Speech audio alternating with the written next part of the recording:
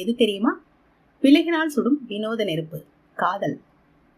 இதோ இவள் அவனை விட்டு விலகி வந்து விட்டாள். விலகினால் சுடும் காதல் நெருப்பு இவளை மட்டும் விட்டுவிடுமா?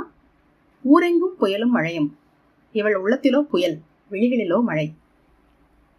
இந்த கண்ணனுக்கும் ராதைக்கும் இடையில் அந்த புல்லாங்குழலின் தூது இருவரையும் இணைக்குமா? இறுதியில் இணைக்குமா? பார்ப்போம் பாடலை. எவனோ ஒருவன் வாசிக்கிறான் என்று ஸ்வர்ணலதா தொடங்கும் முதல் வரியிலேயே நாம் மூழ்கி போய் அவர் குரலின் பின்னே பயணம் செல்ல ஆரம்பித்து விடுகிறோம். எங்கே இருந்து அவன் வாசிக்கிறான் என்று தேடி. ஏ.ஆர். ரஹ்மானின் இசையும் நமக்கு துணையாக வருகிறது.